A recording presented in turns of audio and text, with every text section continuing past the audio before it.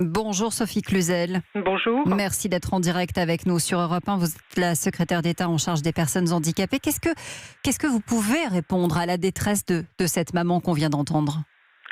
Je dis qu'Augustin, en effet, il a besoin de son accompagnant et il faut qu'il soit là le plus vite possible. Nous sommes en train vraiment d'opérer une transformation. C'est une vraie dynamique vers l'école inclusive. Aujourd'hui, c'est 50 000 élèves de plus qui ont eu un accompagnement cette année. Alors bien sûr, il y a encore des dysfonctionnements. Et tant qu'il y aura justement des petits Augustins qui n'auront pas leur accompagnant, eh bien nous serons mobilisés parce que nous devons pouvoir réussir cette scolarisation. C'est ce grand enjeu des grands services publics de l'école inclusive avec une organisation sans précédent. Et vous savez, c'est ma 20e rentrée scolaire. Ouais. Je peux voir vraiment l'avancement des travaux. Alors bien sûr, il y a encore Augustin qui n'a pas son accompagnant et nous ferons tout pour qu'il ait le plus vite possible parce que c'est pas normal. Il y a une chose qui n'est pas normale aussi, et c'est ce que nous disait Delphine, c'est ce qu'elle disait à Virginie Riva, notamment on a pu l'entendre dans son reportage, c'est que cette maman regrette le fait qu'il n'y ait pas tout simplement de numéro de cellule d'écoute. Elle n'a personne à qui s'adresser. Si. La grande différence, et je regrette vraiment que cette maman l'ait pas su, c'est qu'il y a eu des cellules d'écoute dans tous les départements. Il y a eu plus de 18 000 appels auxquels on a répondu. Donc ça, c'est la grande nouveauté de la rentrée.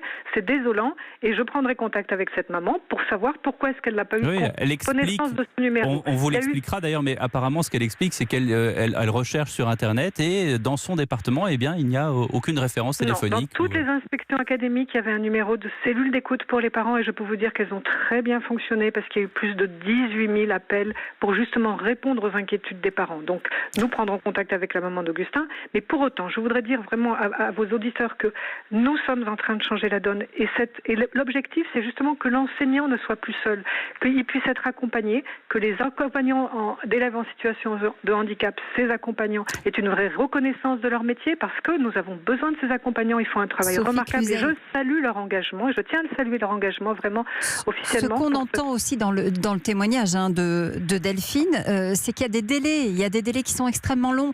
Là, c'est acté et le principe d'une AVS, je continue à dire AVS parce que les gens comprennent de quoi il s'agit, est acté, mais le contrat n'est toujours pas signé. Ça traîne. Pourquoi ? Alors, en fait, la maman d'Augustin, elle a eu double peine, si je puis me dire. C'est d'abord des délais aux maisons départementales des personnes handicapées, les fameuses MDPH, qui sont ces guichets d'entrée sur lesquels on est obligé de prouver sans arrêt son handicap pour avoir droit justement à un accompagnant, une place en ULIS. Ça, je simplifie. Maintenant, Augustin, il a son auxiliaire de vie scolaire, son AESH, pour tout le cycle scolaire. La maman d'Augustin n'aura plus besoin de repasser chaque année à la MDPH.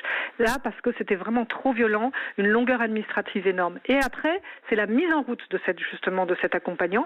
Et là aussi, on y travaille, puisqu'on essaie d'organiser les moyens au plus près du terrain. Donc, on est encore en train de s'organiser. C'est un mouvement qui va prendre les 3 ans. C'est indéniable, mais c'est un vrai mouvement vers l'école. Et je tiens à rassurer la maman d'Augustin. On va travailler vraiment pour que Augustin ait un vrai parcours scolaire. Et le rassurer lui aussi, Augustin, il a toute sa place à l'école de la République, au milieu des autres, pour apprendre avec les autres. Eh bien, merci pour ce message à la fois global et à la fois personnel pour cette maman d'Augustin, évidemment. Sophie Cluzel, nous vous mettrons en relation avec Virginie Riva, avec la maman d'Augustin pour accomplir ce travail. Merci Sophie Cluzel, secrétaire d'État chargée des personnes handicapées en direct sur Europe 1.